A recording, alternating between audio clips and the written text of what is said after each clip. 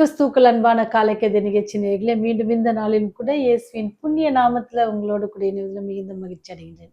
இந்த நாள் உங்களுக்கு இனிய நாளாக இருக்க இயேசுவின் நாமத்துல உங்களுக்கு வாழ்த்துதல் கூறுகிறேன். இன்னைக்கு நமக்கு வருகிற வாக்கு தத்தத்தின் செய்தி என்ன அப்படின்னு பார்த்தா, லூக்கா 19ஆம் அதிகாரம் 10வது வசனம். எழுந்து போனதை தேடவும் ரட்சிக்கவுமே மனுஷகுமாரன் வந்தார் அப்படின்னு சொல்லி சொல்லப்பட்டிருக்கிறது.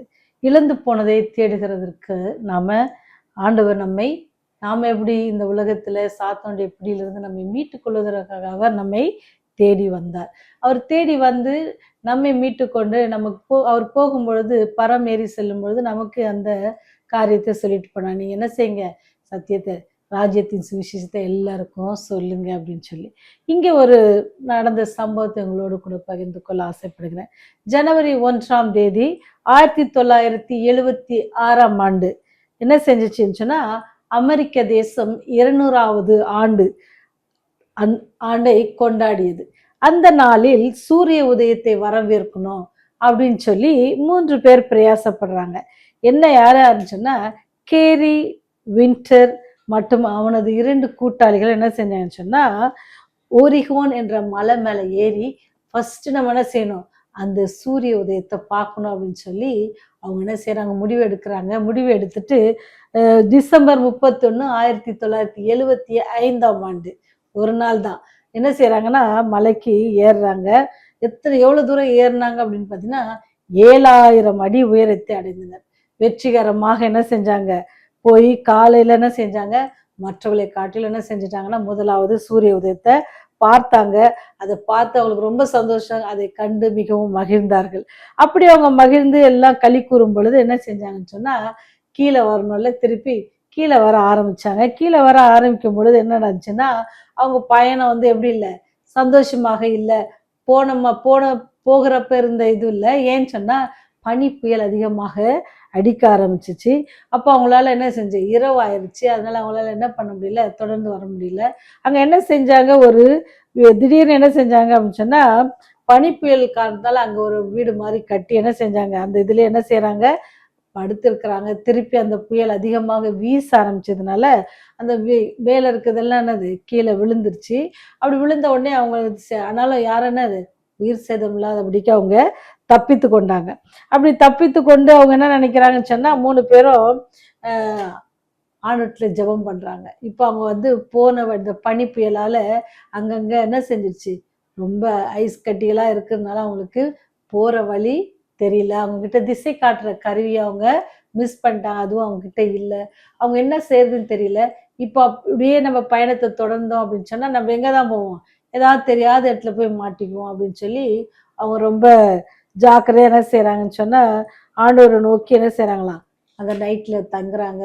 அந்த பனி இதுலேயே ஒரு இது போட்டு டென்ட் போட்டு தங்கிட்டு அங்கே வேதம் வாசித்து ஜெபம் செய்து பாடல் பாடி எல்லாவற்றையும் செய்துட்டு ஒரு பெரிய நம்பிக்கையோட ஆண்டவர் நம்மை வழி நடத்துவார். ஏன்னு சொன்னா, அவர் நம்மை தேடி வந்த தெய்வம், நம்மளை கைவிட மாட்டார் அப்படின்னு சொல்லி அவங்க ரொம்ப ஜெபித்திருக்காங்க. ஆனா என்ன நடந்துச்சுன்னு சொன்னா, எத்தனை நாட்கள் கழிச்சுன்னா, 16 நாட்கள் கழிந்து விட்டது. ஆனா அவங்க திருப்பி கீழே வரல. இது தெரிந்த அரசாங்கம் என்ன செஞ்சுன்னா, ஹெலிகாப்டரை கொண்டு அவங்கள தேடிட்டாங்க.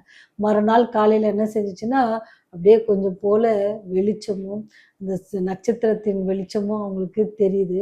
தெரிஞ்ச உடனே என்ன செய்யறாங்க, ரொம்ப சந்தோஷம். அவங்க என்ன செய்யறாங்களாம், அப்படியே பாக்குறாங்க, தூரத்துல ஒரு கிராமம் தெரியுற மாதிரி இருக்கு. இதெல்லாம் பார்த்து அவங்களுக்கு மிகவும் சந்தோஷம். அங்க என்ன செய்யறாங்களாம், நடனம் ஆடினாங்களாம். அப்படி நடனம் ஆடும்போது ஹெலிகாப்டர்ல வந்தவங்க பார்த்துட்டு அவங்கள விடுவித்தாங்களாம். இது போலதாங்க ஆண்டவர் உங்களுடைய வாழ்க்கையில எந்த வாழ்க்கையிலும் ஒருவேளை நாம எங்கேயும் வழி தெரியாம நின்றுட்டு இருக்கோம்னு சொன்னா, நீதியின் சூரியனாகிய அவரே நாம நோக்கி பார்ப்போம்னு சொன்னா, நம்முடைய பாதைகளை அவர் என்ன செய்வாரா, நமக்கு காட்டுவாரு. நம்ம எந்த பாதையில சென்னா நமக்கு அது நல்லது அப்படின்னு சொல்லி அவர் நம்மை வழிநடத்த வல்லவராக இருக்கிறார். நாம் அவரை கண்டு கொண்டோன்னு சொன்னா, நீதியின் சூரியனாக தேவனை நம்ம கிறிஸ்துவை கண்டடையணும் அப்படின்னு சொன்னா, நாம் என்ன செய்யணுமா, அவரை நோக்கி பார்க்கணும், அவரின் நாமத்தை துதிக்கணும், தொழுது கொள்ளணும். ஒருவேளை இந்த திசை கருவி இல்லாதபடிக்கு, தேவனுடைய அன்பை புரிந்து கொள்ளாதபடிக்கு, தேவனை அறியாதபடிக்கு அநேகர் திசை மாறி அங்கெங்கும் இருக்கிறாங்க. இந்த உலகத்துல நிறைய பேர் இருக்கிறாங்க.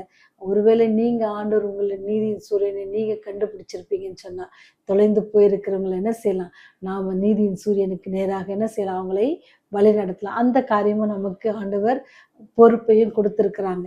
அப்போ நான் மாத்திரம் நீதியின் சூரியனை காண்பதில்லை, அநேகர் அந்த நீதியின் சூரியனை காண்பதற்கு நீங்களும் நானும் ஒரு திசை கருவிகளாக என்ன செய்யணுமா, ஆண்டவருக்காக பயன்படணும். அந்த திசை கருவியாக நான் பயன்படுவேன் ஆண்டவரே, நீங்க என்ன பயன்படுத்துங்க சாமி அப்படின்னு சொல்லி இன்னைக்கு யாரெல்லாம் அப்படி உங்களை ஒப்பு கொடுக்குறீங்களோ, நீங்க ஜெபிக்கும் பொழுது ஆண்டவரே அந்த திசை கருவியாக அந்த நீதியின் சூரியனாக உண்மை அநேகர் கண்டு கொள்வதற்கு நானும் ஒரு திசை கருவியாக இருப்பேன் அப்படின்னு சொல்லி நீங்கள் என்ன செய்யலாம், ஆழத்தை ஒப்படைங்க.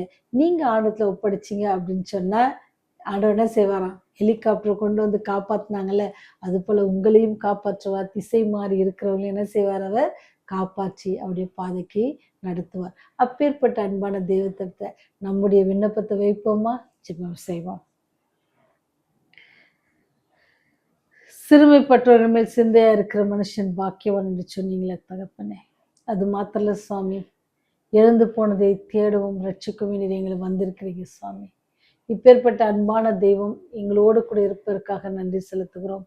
ஆண்டவரே, நீர் எங்களுக்கு காட்டின வழிகளை ஆண்டவரை பின்பற்றுகிற நாங்கள் அநேகருக்கு உம்முடைய பாதையை காட்ட நீதியின் சூரியனாக நீர் எங்கள் வாழ்க்கையில உதித்தது போல அநேகர் வழி தேடிக்கொண்டு வழி தடுமாறி கொண்டிருக்கிற பிள்ளைகளுக்கு உம்முடைய சூரியனை கண்டு கொள்ளத்தக்கதாக, உம்முடைய பிரசனத்தை உணரத்தக்கதாக ஆண்டவரை அவளை வழிநடத்த நீர் எங்களை பயன்படுத்துங்க. ஒரு திசை கருவிகளாக நீர் எங்களை பயன்படுத்துமாறு கெஞ்சி மண்டாடுகிறோம். எங்களுடைய பாதத்தில் அர்ப்பணிக்கிறோம் சுவாமி. இந்த செய்தியை கேட்கிற ஒவ்வொருவரையும் ஆசீர்வதிங்க. உடைய தேவைகளை சந்தித்தருங்க, சமாதானத்தை கட்டளையிடுங்க. வியாதியோடு கண்ணீரோடு இருக்கிற பிள்ளைகளுக்காக செபிக்கிறோம். கேன்சர் வியாதியால் பாதிக்கப்பட்டிருக்கிற பிள்ளைகளுக்காக செபிக்கிறோம். மருத்துவமனையில் கண்ணீரோடு கவலையோடு இருக்கிற பிள்ளைகளுக்காக செபிக்கிறோம். ஆண்டவரே, ஒவ்வொரு நீங்கள் ஆற்றுங்க, தேற்றுங்க, அரவணைங்க. உடைய வல்லமையின் கரத்தினால, உடைய சுகமளிக்கும் கரத்தினால அவங்களை தொடுங்க, ஆசீர்வதிங்க தகப்பனே.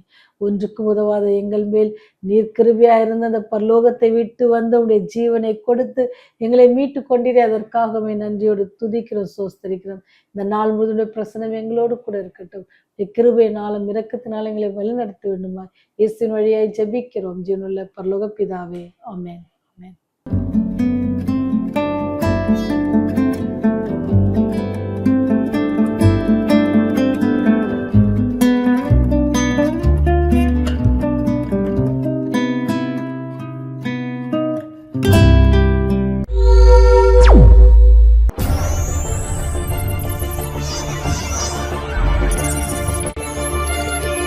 நீங்கள் பார்த்துக் கொண்டிருப்பது உங்கள் ரிவைவல் டிவி.